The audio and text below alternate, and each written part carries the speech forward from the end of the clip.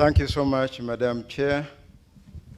Allow me to save time by standing on the existing protocol. But I wish first of all to thank the Zimbabwean government for the warm hospitality accorded to our delegation since when we reached here, and for all of us. I'm pleased to present Uganda's progress and updates on the International Conference on Population and Development Program of Action at this 20th International Inter-Ministerial Conference on the South-to-South Triangular Cooperation on Population and Development.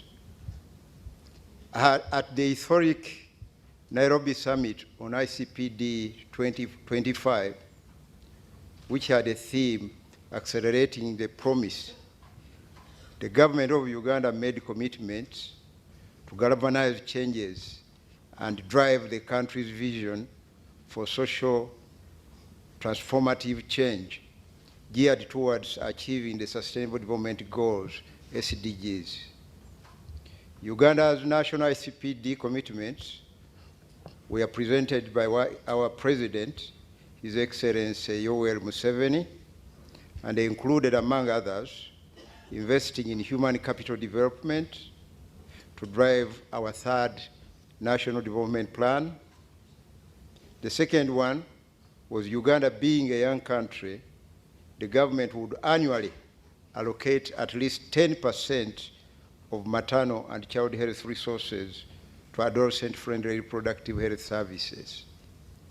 The third commitment was to eliminate obstacles that stand in the way of girls' empowerment, including teenage pregnancy, child marriage, and all forms of gender-based violence, and to embark on educational reforms aimed at ensuring that girls enroll and stay in school, and scale up investments in technical and vocational education and training to create employable skills and competencies relevant to the labor market.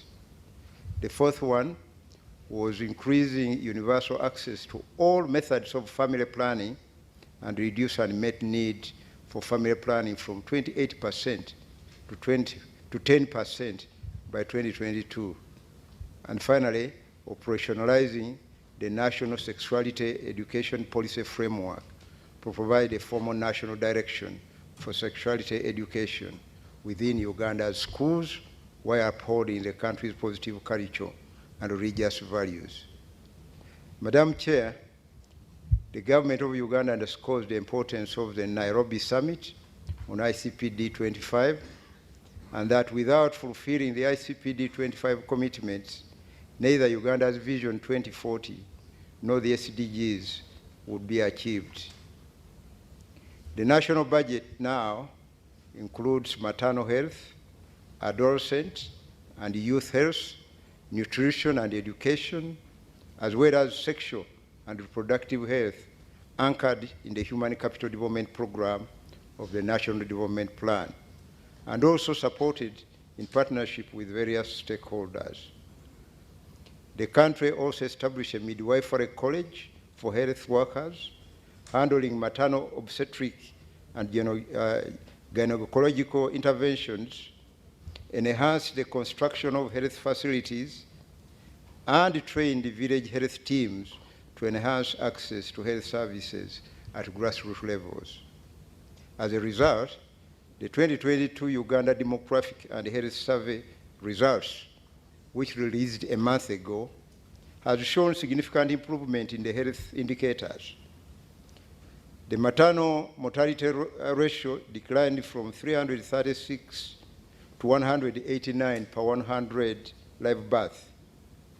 Infant mortality declined from 43 to 36 per 1,000 live births, and neonatal mortality from 27 to 22 per 1,000 live births. The declines are also attributed to improved antenatal care and delivery at health facilities, which increased from 60% to 72% and 73% to 91% respectively.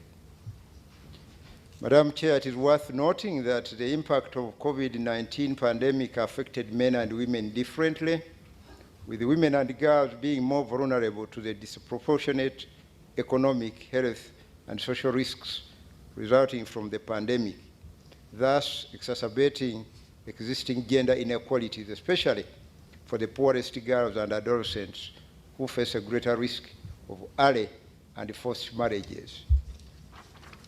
The uneven school reopenings created more significant disparities, leading to permanent removal of some students from school, creating long-term negative impacts on girls' access to opportunities and resources to improve their lives and ultimately their educational, economic, and health outcomes.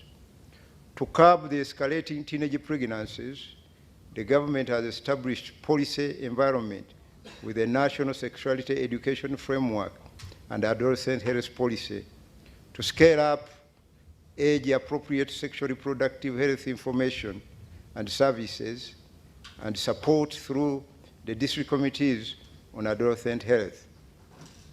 Realizing that girls drop out of school due to menstrual hygiene challenges, the Ministry of Education and Sports instituted menstrual hygiene management in schools. To further support teenage mothers, the Ministry of Education introduced the policy for re-entry of pregnant girls into school after giving birth. The government also strengthened and established youth-friendly corners, human resources and infrastructure in brackets, and promoted talent identification and nurturing through the National Sports Council. The government has also instituted a multi-sectoral approach to youth issues and skilling opportunities for in and out of school. These initiatives have increased access to affordable credit facilities for business and agriculture, several youth initiatives through development programs like the parish development model, strong parliamentary participation coupled with technical and financial guidance from UNFPA and linked to the demographic dividend roadmap and development frameworks such as the ICPD Plan of Action and the 2030 Agenda. Uganda's population growth rate at 3% per annum results from a high fertility currently at 5.2, which dropped from 5.4 in 2016, and impacts on development and presents additional pressure on the environment and natural resources. It has thus created additional demands on service delivery. The huge population, especially of young dependents, who by large are not empowered for productivity, is becoming a burden to the government.